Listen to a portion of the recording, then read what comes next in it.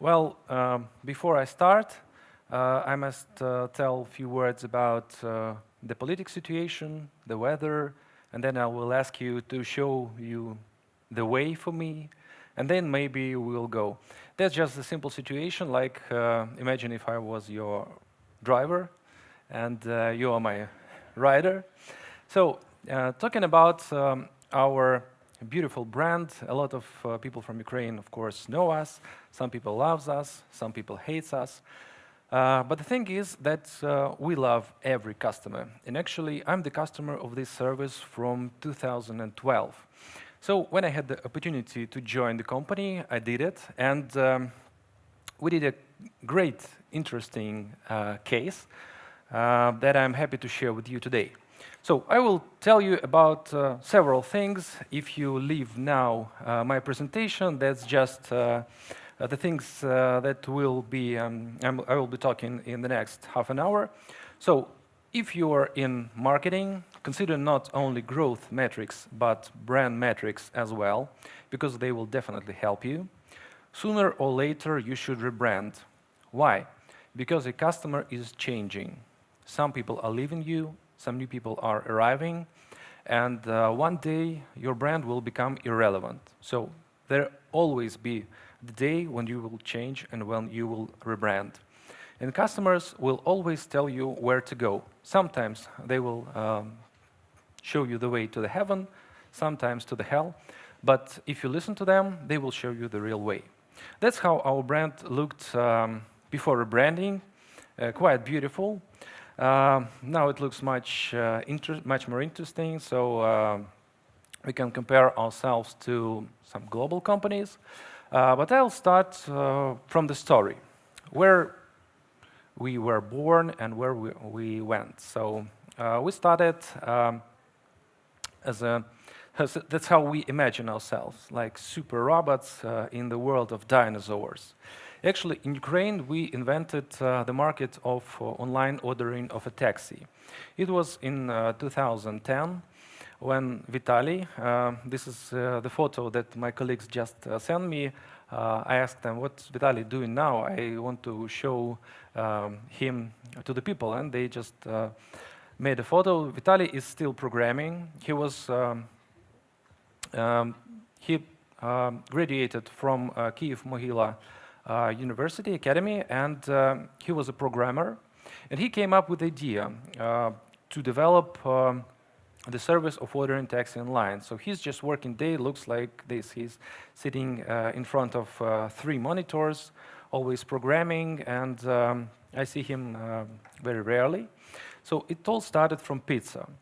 Vitaly was working for a company that developed a B2B product for taxi service, and one day the company was ordering a pizza, and they came up with the idea, if we can order a pizza online, why couldn't we do this with cars? In 2010, no one knew nothing about Uber in Ukraine, so we were just like opening the America. The market of ordering taxi online 9 years ago looked like this. Some spreadsheets online when you can print the address and find a car. So when UKLON came up with MVP, the growth was fantastic. The first months of growth, the first years of growth was really fantastic. 400% of monthly growth. So from 0 to hero in several years, UKLON became the local discoverer and the champion in the market. The company was fast growing, innovative, and saw itself like a real market changer. We were just like kings. That's how the product looked through years. In 2010, maybe you remember, or your grandmother remember, there were a phone with buttons. So this is one of the first prototypes of the application, Java. Now, the Java protocol is also well known by programmers, but this looks quite beautiful, I think I can say. I would love such an app. In 2012, Android app was launched. It looked like this, also very common, but more features than it came up with a beautiful application for iPhone. And in 2016, there was a relaunch of a product, but the things went wrong because then came the competition. In 2016, several international companies entered Ukrainian market when one of them was Uber. And we, at the time, were just feeling ourselves very, very good before Uber launched. And on the day when it launched, we started to receive such messages. Yesterday, it was like, okay, you enjoyed our application and the service. Why today is wrong? We started to find out what's happening. Maybe product. Maybe the problem is with product and our competitor has just the better product. So we tried to build some, again, spreadsheets to compare where we are and our competitor. So if we consider some product characteristics, we see that the driver rating, we have the driver rating, competitor has it. We have different classes and competitor has. You can pay with card, okay. We also have the fixed price tariff that is really good for Ukraine. But actually, there were not so much significant differences in product. But people suddenly started to hate us. Maybe the problem was with service. Yeah, maybe service. So we tried to compare the differences in service. Our drivers, some drivers were polite.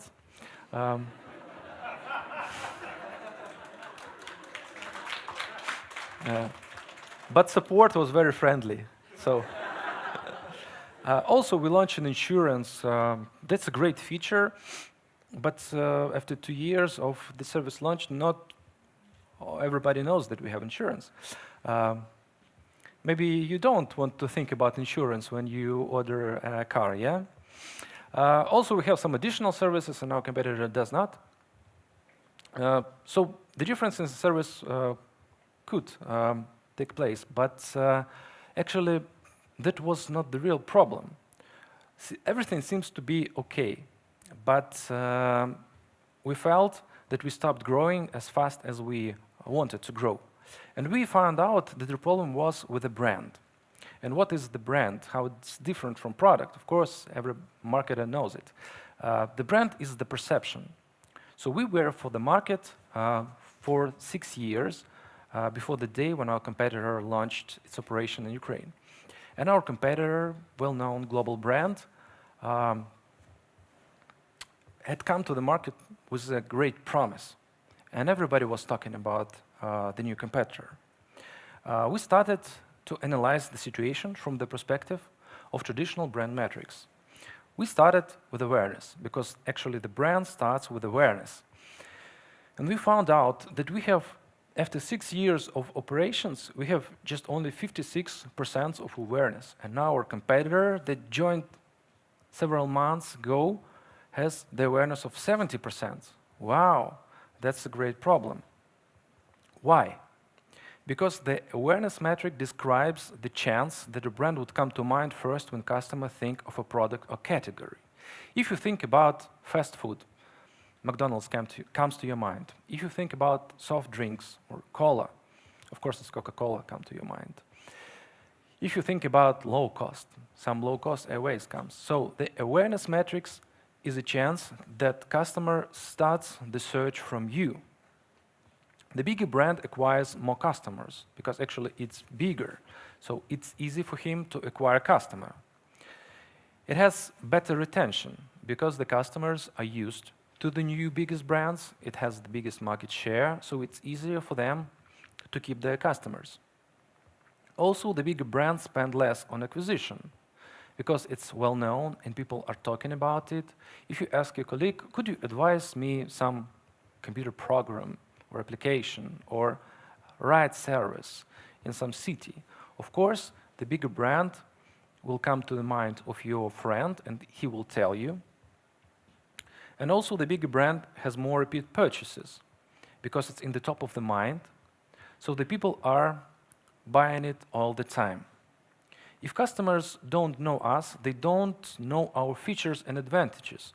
So this exercise with comparing your product versus your competitor product, your service versus your competitor's service, actually makes no sense if there is no awareness. If your brand is not well known, the other parts just the waste of time. If we see the normal distribution of customer purchases frequency of any product category in our service as well, you will find out that there is a group of customers that use our service every day. And there is a huge long tail of customers that use us several times a month, several times a year, or maybe once a year, when somebody that has a car and he needs to go to the train station, he leaves the car and use UKLON. And also, such a graph you can build on any product. You will always have some very, very loyal customers and some customers that use your service from time to time. And if we dig into this data and you consider only your internal data, you may come with a decision that you have to acquire more customers that look similar to your customers, loyal customers, because they will bring you more money. But actually, that's the great problem, because your loyal customers are not really as loyal as you think. Remember this? Wow, we had double problem. We had lower awareness than our competitor, and also we had some history of our loyal customers that use our service for 5-6 years, and they were not so happy with us before our competitor came to the market, and some loyal customers switch. So what to do? Rebrand, because that's the topic of my speech, but not. So I will just show you how beautiful picture looks. I like it very much. I try to launch it every day. Okay? So when you rebrand, that doesn't mean that you change only the logo. You can enjoy it again, but you rebuild the perception. It starts from the product, from the service, and the image is the last part of it. We have to start with NPS. You all know this metric. I will not tell you a lot about it. It just asks you the simple question: would you recommend us? And when you analyze the NPS for your product or service, you will find that some people recommend you, they are your promoters, and some people don't recommend you, they are your detractors. So if you subtract one from another, you have the percentage of net promoter score. It's the percentage of people that will actually promote you. That's a good metric to analyze the situation in general. But when you're talking about the service that has some time in the market, of some experience of your customers, you have to dig deep into this data, because NPS consists of different parts for every service. We started analyzing not just the possibility or the wish of our consumers to recommend us, but also asking them questions: why? Why do they recommend us, and why do they hate us? And you know, the quality of an app, actually the digital product that we were building, was the third. It is 27% of the whole NPS. And also there is a great part, 34%, that is quality of a ride. Actually, the part that we are not developing as programmers. This is the part where the market actually works. We can control everything that is happening during the ride, but it's the greatest part of an NPS. And also the third is the price, 23%. So you see, if we combine it, 33, yes, and it's about, I can do this without calculator actually. It's about 83%, okay? The three parts of which consists our recommendation. So we developed a strategy that will improve the quality of a ride, that will help us select the better drivers for our clients so they could have the greater experience during the ride. The second part, we completely rebuilt the app, and here is in the audience the Nikolai, the product manager of UKLON Rider app. He did great work during the last 2 years, rebuilding everything, just everything. And the pricing. We launched the new methodology of pricing. It is based on some scheming pricing, but we gave our customers the possibility to choose where they want to have a cheaper ride, but wait several minutes to get the car, or they can pay more and get the car quicker.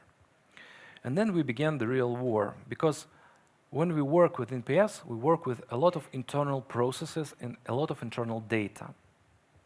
That's the graph that shows how we did in 3 years. We started below our competitor. And on the first year, when we started to rebuilding our service, we overcame our competitor. He dropped from 43 to 22 of NPS. Why? Did he really just get so bad? No. Our competitor came to the market with some over-promise. And we understood that we just have not to do the same thing. We have to rebuild the processes, show our customers how we did, and then communicate it and get the advantage. So on the third year, our competitor also worked with his quality, and he is quite good, but we are still the better, I wish. So the first issue, dig deep into the customer data. And that's not only the data of how the customer operates within your product, but also what's in his mind. What does he think about you? What does he think about every part of your product, every part of your service? Just ask, do some research. My colleagues today talk a lot about this. So try to understand what's on his mind. NPS is crucial for growth because the main source of acquisition will be always recommendation. You can't always measure it. In some advanced growth techniques, there are promo code that you can send to your friend and gain some new customers. It's like a type of recommendation that also have some monetary bonus. But the most recommendations are for free. You just, in some situations of purchase, asking your colleagues about what do they think about this brand or this category, and then you can hear some recommendation. So in 2018, we relaunched the app and service and started the war for awareness. I remember that slide with about just only half of our potential customers knew about us. We started from this. We started branding the cars. We started branding the cars because you always see a car in the city. And as much cars, as much visibility. Then we came to the big transport and did big traditional awareness campaign. I can show you some figures. We had the high season, the last autumn, and that's the whole instruments that we launched for our rebranding to show our new application and our new brand. We had about 200 million of contacts, 18 units of branded ground transports, metro stations, thousands of branded cars, and so on and so on. That's a great pressure. And in 3 years, we came up with awareness of 95%. So we started from 56, moved to 76, and then to 95. So for now, our service in Ukraine has the awareness that is very close to our great competitor. That means that in the situation when our customer wants to have a ride, he chooses between two. Of course, there are hundreds, there are tens of applications, and there are hundreds of services which our customer can potentially use to have a ride. But in his mind, there are only two, maximum 3 companies. Does this thing really matters? Yes, because the gap in 20 percentage points sometimes could be 2 times of your business. Because if I'll show you again the graph of the percentage of the loyal customers and the percentage of the long tail, sometimes this 20% consists of a potentially high loyal customers and some prospective ones. The memory and visibility are very, very important, because if you walk for work or for walk, you can see our brand every day, 3 times a day sometimes. When I'm actually leaving my house, I always use or see our branded cars. Also, I came up with a bonus message: how to find the best creative agency for branding, because it's actually a very tough question, because if you change the product and the service on your side, you can call for some help for the image reinvention. We did not sign any advertising agency. We met to creative school, where actually the students of that school did our branding as their portfolio project. Why we did that? Because when we came up with the reinvention of everything in our service, we understood that if we stick to what we already know about our service and our customers, or go to some advertising agency, they will think inside of the box, not outside the box. And then we came to the students that could reimagine the ideal image of how our service would look. And also, it was cheaper.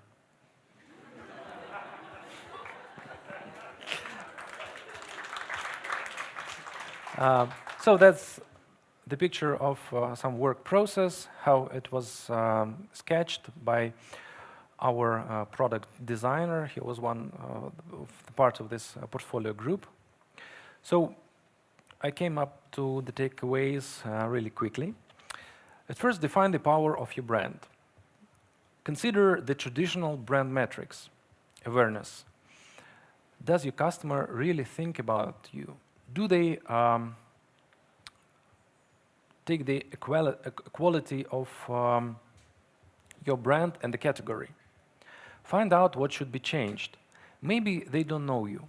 Maybe they know you, but they hate you, or they have some complaints that you could fix. The third, reinvent, to find new customers and keep old ones. Because sometimes if you change everything, you could lose a lot. Because you have some part of conservative customers that are used to what the service was for several years. Of course, not 100% of our customers were happy with our rebranding, and drivers as well. But always keep in mind that you have to acquire new customers. And always try to be in the top of mind. When people think about the category in which you operate, they must remember your brand. And now I'm ready to answer some questions. Thank you. Hey, my name is Natalie, and I have 2 questions. How did you calculate the awareness? Did you do some field interviews? And the second one, did you have issues with convincing your C-level executives about your branding?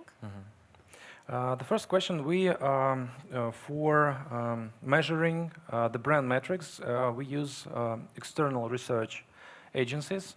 We use GfK, and there are several agencies that does pretty the same. So they're making different part of interviews. We are because there is a comment, why not students? Yeah, because we need when we do the external research, we have to be we have to work with the really relevant data. You know, students sometimes can make mistakes. And about the convincing the C-level, that's hard for some companies, but for us, the decision came out from the data that we actually collected, because we understood that a lot of customers' feedback and figures shows us that we have to really show our customers, traditional and new ones, that the service is different, really different. And that's why the rebranding was just, it was easy for us because the decision was like very obvious. There's one more. Hi, thank you for presentation. I think it was very nice job with rebranding. The question, how you measure a competitor NPS? Okay. And one more, if you also measure outdoor advertising, how you did it? Okay. So about competitor NPS, if you do the panel research, you can ask not only your customers, but also the customers of any service. Actually, it starts with the question, do you use our competitor service? If the respondent says yes, we can then ask the second question, would you recommend it? So that's the point of measuring the NPS of our competitors. Because you can, if you ask only your customers, you will have the bigger figures of NPS, because your customers, because when you ask only your customers, you definitely will ask a lot of loyals. That's why I think that to measure NPS better, you have to do the external research. External panel research and find not your loyal customers, but generally the public that use this kind of services. And the second about the outdoor campaign, there are techniques that media companies use to analyze any advertising place, if it's big board or metro, and they combine these figures into gross rating points. And for any kind of city, there is a certain measure of gross rating points that you have to buy to cover about 95% of population of any city.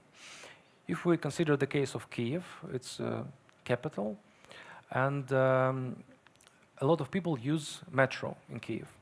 So if you consider some great awareness campaign, you should consider the metro as one of the points, because it has about 1.5 million contacts daily.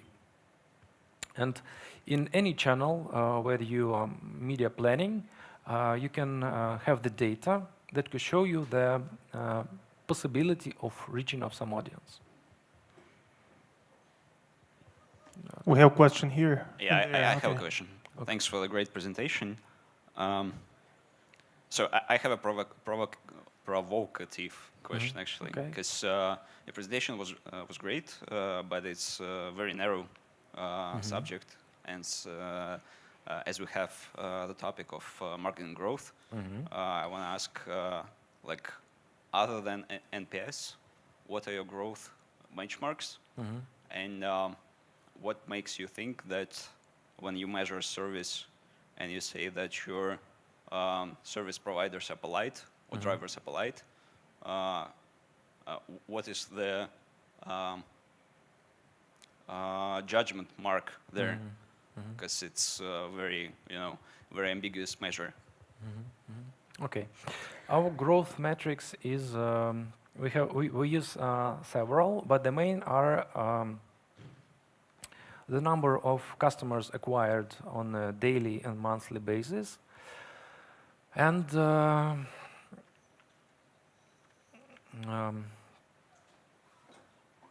the share, the market share that we gain on a monthly basis in target territories.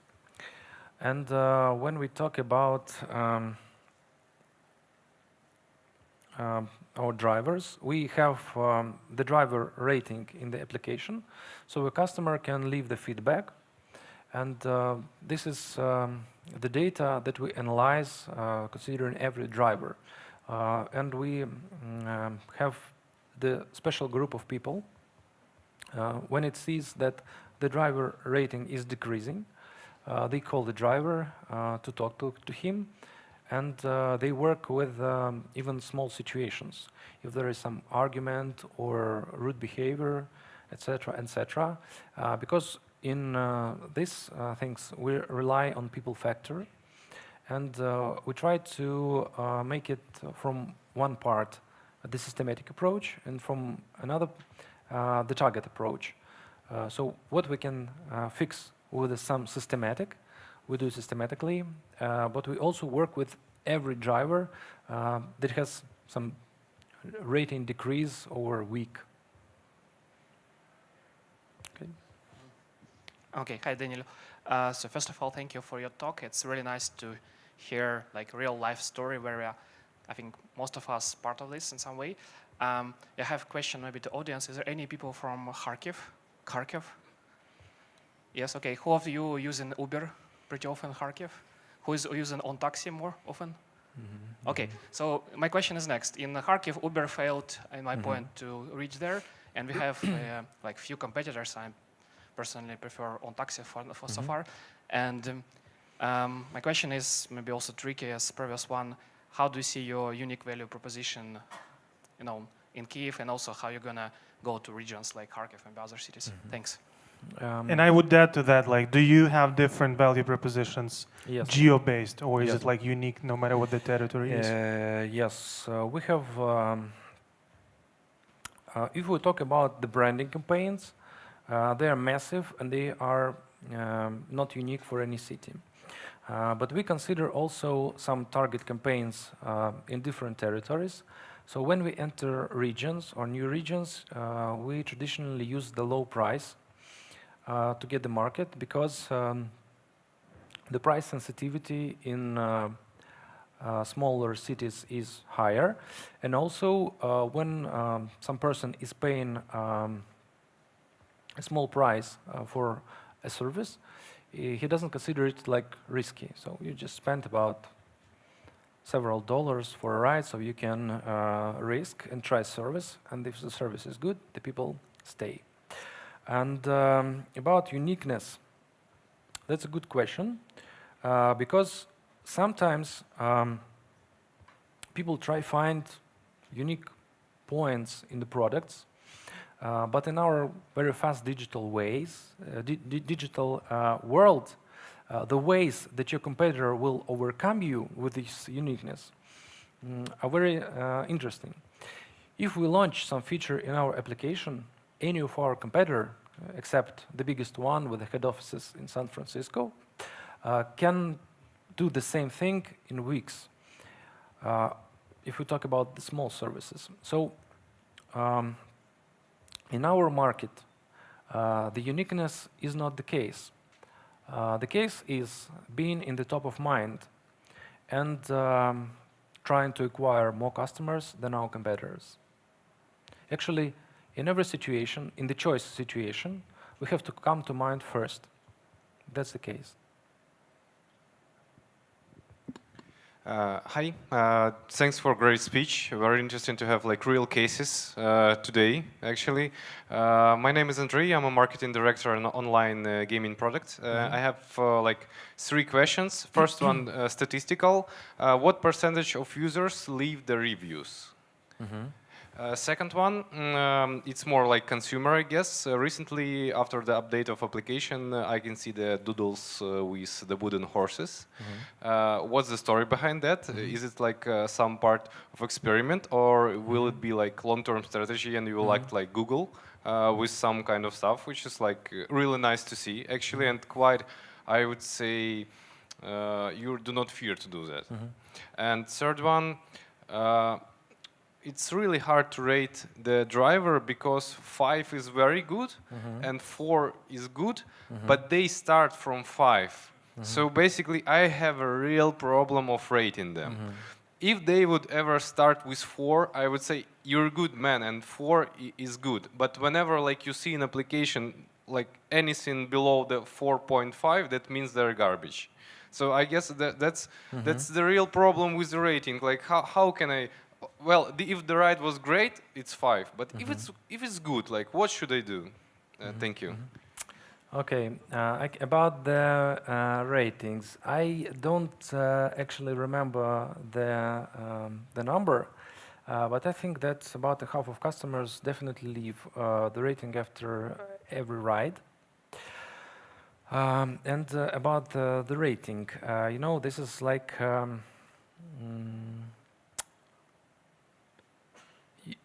maybe you used to ride only nice cars, and when you got into some that looks a little bit worse to you, you can measure like 2 or 3. So yeah, it's hard for any client to rate because it is very dependent on your previous experience. That's why we are trying to consider the minimum ratings and work with this. And the second question was horses. Yeah. Why do we do some kind of jokes within our applications? Because actually our service someday can become a commodity. Because actually, if we don't change our product for some time, I can say about a year, 2 years, our customers can start to consider it as a commodity. So we do some content things, like changing some parts for some holidays, to make a joke, to make a communication, to remind a customer that we are not a commodity. We are a brand, and what we do is very similar to our customer how he perceives these holidays. So we started from the 1st of April, the Fool's Day, and we will continue. It will be the part of our strategy because in my mind, I name it creativity plus technology, and I'm responsible for myself for creative part to produce the situations of communication when we can remind our customers about itself. Okie dokie. I think that's it. And audience, please show me your left hand. Show me your left hand. Now show me your right hand. Now do this. Thank you. Thank you.